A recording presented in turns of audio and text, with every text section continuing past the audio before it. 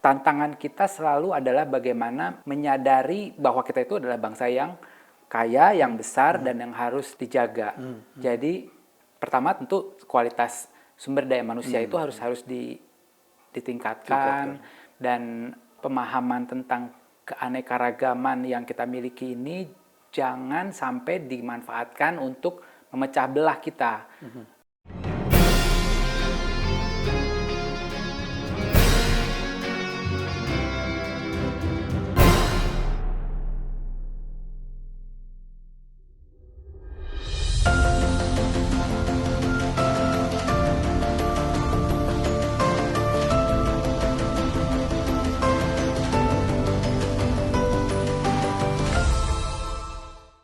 Assalamualaikum warahmatullahi wabarakatuh, sahabat perwira bangsa.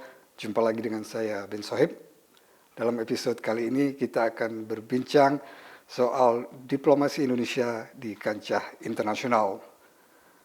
Bersama saya sudah hadir Fahad Nabil Ahmad Mulahela, seorang diplomat muda Indonesia dengan pengalaman bilateral dan multilateral dalam kerjasama strategis pembangunan sosial dan isu kesehatan. Nabil pernah menjabat sebagai salah satu senior advisor on strategic partnership di Majelis Umum PBB. Beliau adalah lulusan sarjana dari Universitas Parahyangan Bandung, jurusan Hubungan Internasional, lalu melanjutkan pendidikannya di Master Humanities di Joensuu University di Finlandia, dan pasca sarjana Diplomatic Studies dari Oxford University UK. Beliau ini juga menjadi salah satu editor untuk buku yang berjudul The Future of Diplomacy After COVID-19, Multilateralism and the Global Pandemic, yang diterbitkan oleh Routledge pada tahun 2021. Mungkin sedikit sekali informasi yang bisa kita dapatkan selama ini ya terkait proses politik yang berlangsung di PBB, sebuah badan dunia yang merupakan musyawarah berbagai bangsa dan di mana Indonesia terlibat aktif di situ. Nah, dalam perbincangan kali ini kita ingin mendapatkan gambaran bagaimana proses diplomasi itu berlangsung. Saya sapa langsung. Halo Bang Nabil. Terima kasih sudah hadir di Perwira Bangsa. Kita langsung mau tanya ini, karena Bang Nabil berpengalaman ya bekerja di PBB dan kita nggak tahu banyak soal bagaimana kerja-kerja diplomasi di PBB itu. Bisa diceritakan sedikit supaya kita dapat gambaran dulu sebagai ilustrasi bagaimana Anda bekerja di bidang diplomasi mewakili Indonesia di PBB. Baik, terima kasih banyak Bang Ben atas perkenalannya dan juga atas kesempatan dan atas pertanyaannya. Betul, saya bertugas di PBB pada tahun 2018 sampai 2021. Pada waktu itu saya ditugaskan oleh Kementerian Luar Negeri sebagai sekretaris pertama, itu titel diplomatiknya, bertugas menangani isu-isu yang termasuk dalam kategori pembangunan sosial. Di dalamnya itu ada seperti isu kesehatan, isu tentang lansia, anak-anak, pemberdayaan perempuan, dan kebetulan pada tahun 2018 Indonesia diminta oleh kantor Presiden Majelis Umum PBB untuk memberikan secondment. Secondment itu staf yang dipinjamkan untuk membantu kantor Presiden Majelis Umum PBB untuk menangani isu youth, kepemudaan. Karena pada waktu itu kebetulan portofolio saya di perwakilan Republik Indonesia di New York menangani youth. Waktu itu Duta Besar Dian Triansyah-Jani, wakil tetap kita, menugaskan kami untuk membantu Presiden Majelis Umum PBB untuk membantu kabinet beliau. Saya di sana diperpanjang hingga kabinet kedua di bawah presidennya waktu itu dari Nigeria, menangani isu-isu yang kurang lebih sama tadi, isu-isu tentang kerjasama dan juga tentang finance, tentang manajemen office-nya, tentang youth, dan juga saya menangani tentang human rights selama di sana. Banyak keterlibatan kita di periode itu karena Indonesia juga bertepatan sebagai anggota tidak tetap Dewan Keamanan PBB, dan kita juga sebagai anggota Dewan HAM, dan kita juga sebagai anggota ECOSOC, kurang lebih overlapping pada masa penugasan saya di PBB pada waktu itu. Itu secara singkat overview yang menjadi portfolio kami di sana. Tadi apa ECOSOC? ECOSOC. Bisa apa itu kepanjangan? Baik, jadi PBB itu adalah organisasi internasional yang mempunyai 6 organ utama, yaitu kita mungkin pernah dengar namanya Dewan Keamanan, ada yang namanya ECOSOC. ECOSOC itu kepanjangan dari Economy and Social Council. Ada juga yang namanya Trusteeship Council. Trusteeship Council ini sekarang sudah tidak berfungsi karena dia dulu tugasnya adalah untuk menangani wilayah-wilayah bekas penjajahan yang transisi dari periode dijajah untuk menjadi suatu negara merdeka. Kemudian ada Majelis Umum. Majelis Umum itu General Assembly yang anggotanya pada waktu itu 193 negara. Kemudian ada International Court of Justice, dan yang terakhir itu adalah sekretariat yang dipimpin oleh Sekretaris Jenderal. Nah, ECOSOC ini kita juga menjadi anggota pada waktu periode 2021 sampai sini saya lupa persisnya. Tapi pada saat itu periode itu memang kita menjadi anggota di beberapa badan utama itu secara bergantian. Bung Nabil, sepanjang pengalaman Anda di sana di PBB sebagai sebuah organisasi dengan anggotanya yang begitu beragam ya dari negara, ada kepentingan politik, ekonomi dan macam-macam. Bagaimana Anda melihat apakah cukup demokratis, apakah ada dominasi dari negara-negara tertentu? Bagaimana kalau dalam pandangan Anda itu? Oke, maksudnya sebagaimana efektivitasnya PBB dalam menjalankan tugasnya mungkin maksudnya ya? Iya. Baik, kalau kita lihat memang PBB itu kan dibentuk pada periode setelah Perang Dunia Kedua. Jadi tujuan dibentuknya PBB kalau kita lihat ke latar belakangnya sebagai organisasi yang beranggotakan negara-negara, tujuannya supaya jangan sampai terjadi perang yang global sehebat itu gitu. Memang PBB sendiri bukan lembaga pertama yang dibentuk. Kalau kita mundur lagi ke beberapa tahun sebelumnya, setelah Perang Dunia ke-1 yang Perang Dunia ke-1 dari 1914 sampai 1918, kemudian dibentuk namanya Liga Bangsa-Bangsa. Liga Bangsa-Bangsa ini sama idenya tuh untuk mencegah terjadinya perang dunia seperti yang terjadi Perang Dunia Pertama. Tapi pada waktu itu tidak berhasil mencegah sampai akhirnya terjadi Perang Dunia yang kedua kan. Nah, di dalam PBB ini yang sekarang ini pada saat dibentuk di tahun 45 itu kondisinya beda jauh dengan kondisi sekarang di abad ke-21. Memang belajar dari pengalaman-pengalaman waktu Liga Bangsa-Bangsa itu gagal menjalankan tugasnya, PBB yang dibentuk pada tahun 45 itu sudah ada sedikit banyak modifikasi dari cara dia membuat keputusan, rules of procedure-nya. Kemudian kalau setiap organisasi kan ada ADART ya. Nah, pada waktu itu ditentukan ada 5 negara yang memiliki hak veto. Nah, sebetulnya hak veto ini dulu diambil dari negara-negara yang memenangi Perang Dunia. Kemudian tujuannya memang mereka jadi punya power yang lebih besar, tapi seandainya semua negara itu tidak ada yang membedakan, artinya itu pengalaman yang sama seperti Liga Bangsa-Bangsa, artinya semuanya tidak bisa ada keputusan, tapi bukan berarti sempurna juga tidak. Memang selalu ada proses reformasi di dalam badan PBB itu sendiri, sampai sekarang itu masih berlangsung. Jadi kalau ditanya efektif atau tidak, kalau secara organisasi banyak manfaatnya, tapi bisa terus diperbaiki masih sangat bisa gitu PBB ini. Bagaimana sih sebuah proses persoalan atau konflik di sebuah negara itu bisa diangkat dan kemudian dibahas dalam sidang PBB? Itu bisa diceritakan nggak? Lobby-lobby seperti apa, proses politiknya seperti apa gitu?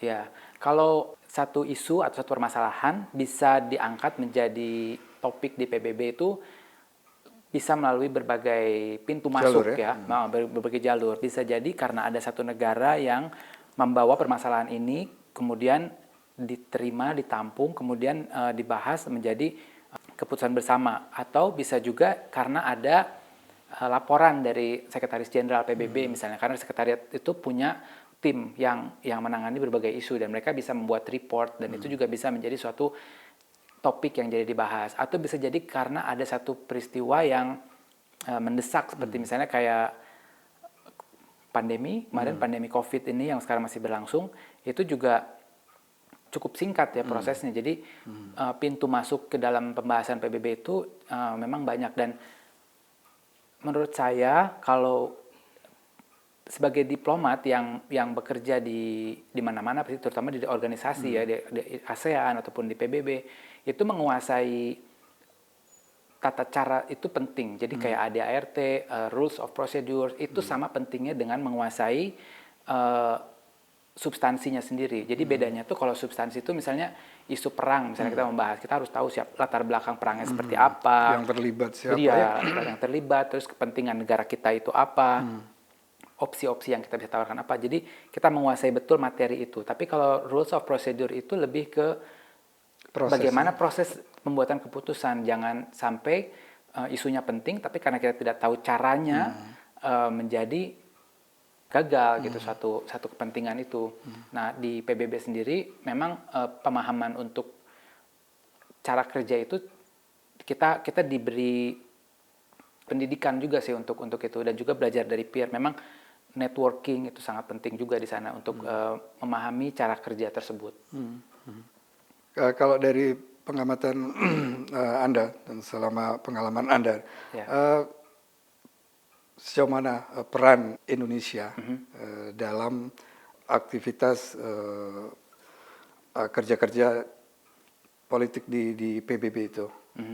Artinya peran Indonesia itu sejauh mana? Iya, baik, kalau kita di PBB, kita track recordnya sangat banyak ya. Memang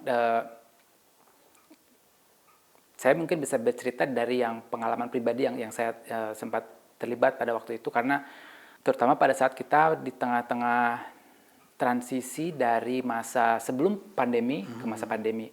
Mungkin kalau dicari di referensi di luar cukup banyak apa saja yang dilakukan Indonesia secara luas di New York, di Jenewa, kemudian juga di Indonesia. Tapi kalau periode yang spesifik terkait dengan membantu PBB sebagai sebuah institusi itu bisa tetap bekerja, mungkin itu belum banyak terekspos. Tapi sebagian saya sempat ceritakan juga di bagian dari buku saya waktu itu, bahwa Indonesia bersama beberapa negara memainkan peran dalam hal memastikan PBB ini sebagai sebuah organisasi punya cara untuk mengambil keputusan di saat kita tidak bisa datang ke satu ruangan untuk face to face, karena aturan main tadi yang saya bilang tentang ADART, tentang rules of procedure, itu sangat menentukan bahwa pengambilan keputusan itu harus didatangi oleh quorum, harus datang, tidak bisa, nggak ada tuh dulu sistem pakai virtual, seperti itu kan dulu belum ada ya. Nah, tapi melihat situasi pandemi yang betul-betul baru buat semuanya, PBB itu memerlukan ide untuk bisa tetap bekerja tanpa harus datang secara fisik. Jadi seingat saya mulai dari mungkin Februari atau Maret hingga akhir Juli, proses pembuatan keputusan di PBB itu dilakukan tanpa ada pertemuan secara langsung, kecuali untuk voting pemilihan, misalnya anggota Dewan Keamanan atau anggota ECOSOC, itu orangnya harus datang. Nah, peran Indonesia di sini, kita termasuk negara yang mendorong gitu bersama negara-negara lain. Kuncinya adalah kita cari teman yang punya ide yang sama, like-minded countries istilahnya. Jadi sebagai negara-negara maju, negara berkembang itu memikirkan gimana nih mekanismenya supaya PBB tidak terus vakum, diem. Karena banyak sekali yang menunggu keputusan kita. Kalaupun misalnya mau diambil keputusan tanpa menyalahi aturan gitu. Karena ini banyak yang punya kepentingan juga di sini. Ya. Kita tahu kebijakan politik Indonesia adalah bebas aktif ya. Indonesia cukup mempunyai peran dan wibawa di kancah internasional ya, khusus di PBB itu. Tapi juga kita tahu ada beberapa isu juga yang menerpa Indonesia, misalnya isu HAM di Papua. Lalu belakangan juga ancaman dari utusan PBB terkait KUHP ya. yang baru saja disahkan itu, bagaimana kita menghadapi persoalan-persoalan itu, Bung Nabil? Ya, kalau terkait dengan isu-isu yang menyangkut Indonesia, sebetulnya kalau isu HAM memang bukan hal yang baru, artinya semua negara itu pasti ada permasalahannya. Dan yang saya ikuti kalau isu terkait dengan KUHP, itu setiap negara juga punya sovereignty, jadi kedaulatan untuk mengatur hukumnya dalam negeri sendiri. Jadi kalau saya sebenarnya komentar dari PBB tentang KUHP kita, saya perlu referensi lebih jelas. Cuman yang jelas kalau setiap negara itu punya kedaulatan, maka dia bisa membuat hukum sesuai dengan yang dibutuhkan oleh negara tersebut. Jadi inspirasi dari dalam negerinya, dan kadang-kadang satu negara punya sikap yang berubah, itu hal yang normal gitu. Contoh aja ya, misalnya kalau saya ambil perbandingan Amerika Serikat nih, ketika ini cerita dari pengalaman, waktu kita di New York, kami di New York pada tahun 2020 bulan Juli, Amerika Serikat itu membuat surat presiden keluar dari WHO. Kemudian presiden tersebut tidak terpilih kembali dan presiden yang baru tidak jadi keluar dari WHO. Jadi tapi ya itu normal gitu, dari life goes on seperti itu. Kita tidak mencampuri urusan dalam negeri negara lain, dan kita juga tidak akan membiarkan negara lain ikut campur di dalam urusan kita gitu. Tapi kita tunjukkan apa yang kita sudah lakukan untuk memperbaiki kondisi di dalam negeri seperti itu, dan kita juga aktif di berbagai forum untuk memajukan isu-isu tadi, misalnya isu HAM dimanapun gitu, seperti itu. Kadang kita menangkap bahwa ada dominasi dari negara-negara tertentu ya, selain soal veto tadi. Tapi artinya ada negara-negara yang bisa mendesakkan agenda mereka, ya, baik dalam bidang soal tadi HAM, yang kemudian ada standarnya ganda atau bahkan triple. Jadi kita melihat tetap ada semacam dominasi dari kekuatan negara-negara tertentu ya. Kalau Anda melihat bagaimana, Bung Nabil?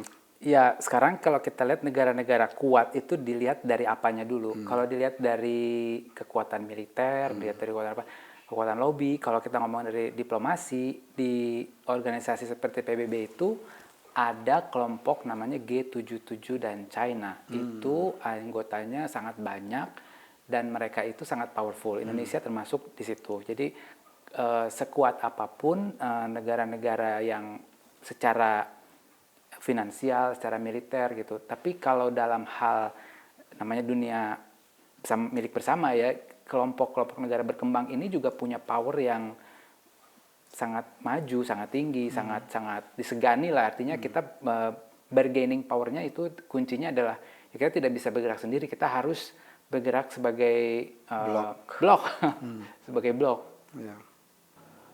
Bung Nabil sebagai diplomat yang mewakili Indonesia di PBB ya, sejauh mana Anda melihat peran Indonesia, atau bagaimana Anda melihat negara-negara lain itu memandang Indonesia dalam keterlibatannya untuk menyelesaikan konflik-konflik internasional, dan mungkin ada pengalaman konkret yang bisa Anda ceritakan? Kalau saya sih melihatnya ya dari pengalaman pribadi ya, mungkin kalau untuk menilai keberhasilan diplomasi Indonesia mungkin lebih pas yang menilai bukan saya sendiri, karena saya termasuk bagian dari yang pelakunya gitu, salah satu diplomatnya. Cuman kalau saya terus terang saya merasa bangga ya, artinya menjadi bagian banyak cerita sukses yang dilakukan oleh Indonesia terakhir, misalnya dalam kita memimpin G20.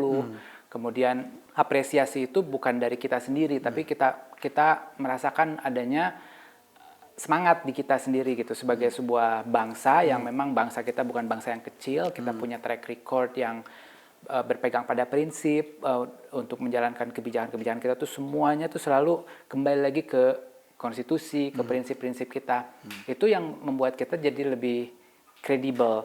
Kemudian kalau terkait dengan Indonesia untuk membantu solusi konflik, sebetulnya pernah ada yang saya sempat pelajari itu pada masa sebelum saya sendiri bergabung di dalam Kemlu itu pada waktu membantu penyelesaian sengketa di Kamboja waktu itu.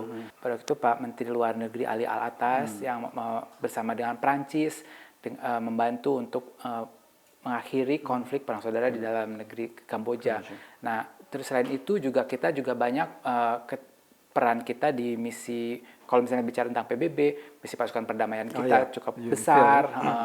Kita juga memberikan kontribusi bukan hanya sekedar dari mengirim personel ya, baik polisi maupun tentara, tapi juga dari manajemen lembaga pasukan perdamaian ini sendiri. Ya, mungkin rekan-rekan yang saat ini menangani multilateral di Kementerian Luar Negeri bisa lebih kompeten untuk bisa menceritakan hal itu. Cuman saat ini kalau ditanya tentang diplomasi Indonesia, kalau saya pribadi saya terus terang merasa ya it's nice to be a part of a great team saat ini. Ya, Bung Nabil, boleh dibilang Indonesia kemarin berhasil ya menyelenggarakan G20 dengan sukses, dan itu bisa dianggap sebagai kemenangan diplomasi Indonesia dan memperkuat daya tawar Indonesia di kancah internasional. Namun kita lihat di era digital ini ketika komunikasi dan informasi begitu melimpah ya, sehingga semacam borderless ini semua informasi dan persoalan ini, dan itu jadi satu tantangan ke depan untuk diplomasi Indonesia. Bagaimana Anda melihat itu? Kalau kita bicara tentang tantangan masa depan, kalau kita lihat dari kondisi sekarang, saya melihat bahwa Indonesia ini sebagai negara yang kaya, yang besar, tantangan kita selalu adalah bagaimana menyadari bahwa kita itu adalah bangsa yang kaya, yang besar, dan yang harus dijaga. Jadi pertama tentu kualitas sumber daya manusia itu harus ditingkatkan, dan pemahaman tentang keanekaragaman yang kita miliki ini jangan sampai dimanfaatkan untuk memecah belah kita, gitu. Karena itu sayang ya kalau kita sendiri jadi lemah karena perbedaan-perbedaan kita yang sebetulnya bisa saling menguatkan. Jadi memang berbeda-beda itu di Indonesia itu adalah bagian dari realita, bahkan bukan Indonesia aja, banyak negara yang mengembrace perbedaan itu dimanfaatkan, jadi tidak bisa dimanfaatkan untuk memecah belah diri kita sendiri. Justru menjadi aset ya. Iya, dan kedepannya mungkin bentuk tantangannya bisa berubah-ubah nih formnya gitu. Cuman yang saya lihat konsisten itu adalah estafet, meneruskan ke generasi baru, ke generasi kita, dari abah saya, dari saya juga melihat anak-anak sekolah sekarang yang mungkin ada harus sekolah melalui sistem virtual. Itu kan tantangannya bagaimana kita bisa memberikan pendidikan yang sebaik mungkin gitu. Jadi kalau saya ada semacam pesan mungkin adalah ya memanfaatkan waktu kita sebaik-baiknya untuk memperbaiki kualitas diri kita dan untuk berusaha sebaik mungkin untuk menepati janji. Ini kita bicara satu isu yang cukup lama ya, dan terus masih berlangsung sampai saat ini, dan selalu melibatkan Indonesia juga, yaitu persoalan konflik di Palestina gitu. Itu satu konflik yang sampai sekarang sepertinya deadlock ya, tidak ada jalan keluar, sebegitu banyak resolusi PBB sudah dikeluarkan, tapi toh konflik itu terus berjalan dan menimbulkan banyak korban. Peran Indonesia selama ini kita tahu konsisten ya, bahwa sesuai amanat Undang-Undang Dasar menolak penjajahan. apa yang selama ini dilakukan oleh pemerintah ketika tekanan untuk artinya mengubah arah kebijakan itu terjadi, misalnya baik dalam geopolitik, misalnya dengan mulai beberapa negara Arab menjalin normalisasi hubungan dengan Israel, dan ada juga suara-suara di dalam negeri sendiri yang menginginkan bahwa Indonesia mengubah pandangan itu, bahwa ini bukan konflik penjajahan, tapi ini konflik dua negara. Tapi sejauh ini terlihat dari sikap pemerintah Indonesia masih tetap konsisten bahwa ini adalah masalah penjajahan gitu ya, yang tetap harus merefer pada Undang-Undang Dasar. Kalau dalam pandangan Anda bagaimana, Bung Nabil? Well, ya betul, isu Palestina itu memang isu yang panjang sekali latar belakangnya. Dan kalau saya lihat, memang seperti Bang Ben sendiri tadi bilang bahwa posisi Indonesia memang konsisten bahwa kita mendukung Palestina untuk perdamaian berdasarkan namanya ada two state solutions. Jadi itu bukan hal yang baru yang sudah ada di kerangka PBB, dan terkait dengan negara-negara Arab tadi yang melakukan normalisasi terhadap Israel, saya pikir sebagian negara sih Indonesia pasti menghormati ya keputusan masing-masing negara gitu untuk sesuai kepentingan nasionalnya mereka. Dan kita juga punya prinsip sendiri, mereka punya prinsip, kita punya prinsip. Tapi di luar dari itu kita juga punya peran, karena isu Palestina ini banyak ya aspeknya. Banyak. Ya, termasuk dalam hal menangani pengungsi misalnya, pengungsi-pengungsi Palestina yang berada di kawasan Timur Tengah. Itu kalau sedikit saya cerita dari pengalaman di PBB itu kan ada lembaga yang menangani para pengungsi Palestina ini, namanya UNRWA singkatannya. Mereka itu mendapatkan pembiayaan dari PBB dan dari semacam donatur yang sukarela. Nah, Indonesia di sini berperan cukup aktif, termasuk kita menjadi leading negotiator dari G77 tadi untuk memastikan bahwa UNRWA tadi yang menangani para pengungsi itu mendapatkan budget yang full dari anggarannya PBB. Nah, itu menurut saya salah satu peran yang mungkin konkret ya untuk dijadikan contoh gitu. Jadi saya tangkap Anda tidak melihat bahwa perubahan geopolitik sekarang ini, misalnya negara-negara Arab yang mulai menjalin hubungan diplomasi dengan Israel itu tidak akan mengubah sikap pemerintah Indonesia ya, Iya. karena bukan itu parameternya Indonesia bukan dari sana kayaknya. Iya, ini bukan dari persoalan etnis atau agama ya, konflik. Sama sekali. Indonesia tidak melihat ini sebagai konflik. Bukan, sama sekali bukan. Iya. Mungkin ada yang ingin menggiring opini, ya itu bisa terjadi. Tapi kalau saya lihat, mungkin kita sih tidak melihat isu itu seperti yang Bang Ben tadi bilang. Dan cukup banyak referensi itu di luar, bisa dilihat sikap menteri kita seperti apa. Iya. Karena saya lihat bisa kita lihat di kedua belah pihak ya, kubu yang misalnya menggiring persoalan ini sebagai persoalan etnis atau agama ya, konflik etnis atau agama. Ya. Baik yang pro Palestina maupun yang pro Israel misalnya. Tapi faktanya tidak seperti itu. Okay. Kemudian solusi dua negara itu banyak orang juga pesimis juga, artinya realitasnya akan susah untuk dibayangkan bagaimana itu akan terrealisasi gitu ya. Kalau Anda melihat bagaimana, Bung? Ya, kalau saya melihat yang paling berkepentingan di sini sendiri harus bersatu dulu orang-orang Palestinanya. Kalau saya melihat ya paling susah untuk mencapai sesuatu kalau yang memiliki kepentingannya sendiri masih belum bersatu. Mungkin pribadi pandangan saya seperti itu. Mungkin maksud Anda dari ini ya, dua faksi di Gaza dan di Ramallah itu ya. Ya, jadi persoalannya memang kompleks, artinya masih jauh dari harapan ya untuk bisa menyelesaikan konflik di sana. Ya, terima kasih Sama-sama. Bung Nabil sudah hadir di sini. Selamat bekerja. Terima kasih. Semoga Indonesia ke depan semakin terus berperan dalam ikut menciptakan perdamaian dunia, menyelesaikan konflik-konflik internasional yang ada.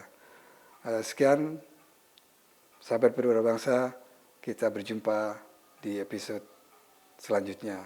Assalamualaikum warahmatullahi wabarakatuh. Waalaikumsalam warahmatullahi wabarakatuh. Terima kasih banyak Bang Ben. Terima kasih.